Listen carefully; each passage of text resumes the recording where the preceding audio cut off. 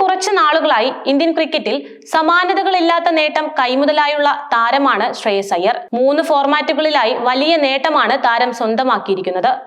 ആഭ്യന്തര ക്രിക്കറ്റിലും IPLലുമൊക്കെ മികച്ച പ്രകടനമാണ് താരം പുറത്തെടുത്തത്. ചാമ്പ്യൻസ് ട്രോഫി കിരീടം നേടിയ ഇന്ത്യൻ ടീമിലെ സൈലന്റ് കില്ലർ കൂടിയായിരുന്നു ശ്രേയസ് അയ്യർ.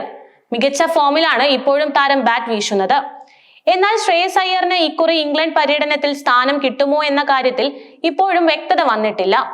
എന്തെന്നാൽ ഇതിന് മുന്നോടിയായി നടക്കുന്ന ടീമിന്റെ മത്സരങ്ങളിലേക്ക് താരത്തെ പരിഗണിച്ചിട്ടില്ല എന്നതാണ് ഇപ്പോൾ ആശങ്ക ഉണ്ടാക്കുന്ന കാര്യം. കുറച്ചു കാലമായി ടെസ്റ്റ് കളിക്കാത്ത സാഹചര്യത്തിൽ ശ്രേയസിനെ ടീമിന്റെ ഭാഗമായി പരീക്ഷിക്കുമെന്നായിരുന്നു ആദ്യഘട്ടത്തിൽ കരുതിയിരുന്നത്. പക്ഷെ ഇത് നടക്കില്ലെന്നാണ് ഇന്നലത്തെ ടീം പ്രഖ്യാപനത്തോടെ ബോധ്യമായിരിക്കുന്നത്. 3 ഫോർമാറ്റുകളിലും മികച്ച ഫോമിലുള്ള അയ്യറിനെ പോലെയുള്ള താരത്തെ മാറ്റി നിർത്തുന്നതിലൂടെ BCCI എന്ത് സന്ദേശമാണ് യുവതാരങ്ങൾക്ക് നൽകുന്നതെന്നാണ് ആരാധകർ ചോദിക്കുന്നത്. നിലവിൽ IPLൽ പഞ്ചാബ് കിങ്സ് നായകനായ ശ്രേയസ് ടീമിനെ പ്ലേ ഓഫിന്റെ അടുത്തെത്തിച്ച സാഹചര്യമാണ് ഉള്ളത്. പടൌഡി ട്രോഫിക്ക് കീഴിലാണ് ടീം ഇംഗ്ലണ്ടിൽ കളിക്കാൻ ഒരുങ്ങുന്നത്.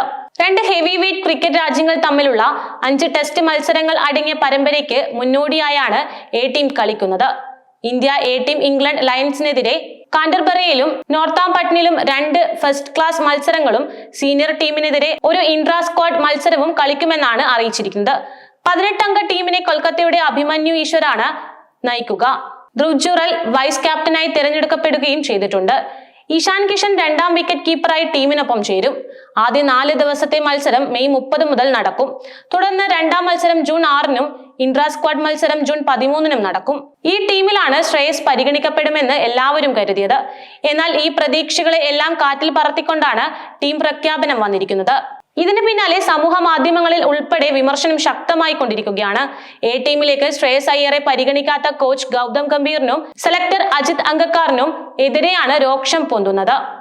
ഇരുവരും ചേർന്ന് ടീമിൽ രാഷ്ട്രീയം കളിക്കുകയാണെന്നും ശ്രേയസ് അയ്യറിനെ പോലെയുള്ള ഒരു മികച്ച താരത്തെ എന്തിന്റെ പേരിലായാലും മാറ്റി നിർത്തുന്നതിൽ അർത്ഥമില്ലെന്നുമാണ് കൂടുതൽ പേരും അഭിപ്രായപ്പെടുന്നത്.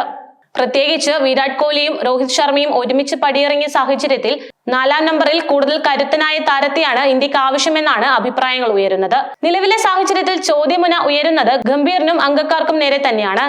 നേരത്തെ അച്ചടക്ക ലംഘനം ചൂണ്ടിക്കാട്ടി ശ്രേയസിനെ കുറച്ചുകാലം പുറത്തിരുത്തിയിരുന്നു.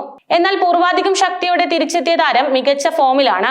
BCCI മാനേജ്മെന്റ് ഇന്ത്യ ക്രിക്കറ്റിനെ നശിപ്പിക്കുമെന്നാണ് ചില ആരാധകർ ചൂണ്ടിക്കാണിക്കുന്നത്. ഇനി സീനിയർ ടീമിലും ഇടമില്ലെങ്കിൽ ശ്രേയസിന്റെ ടെസ്റ്റ് ക്രിക്കറ്റ് ഭാവി എന്താകുമെന്ന് കണ്ടറിയണം.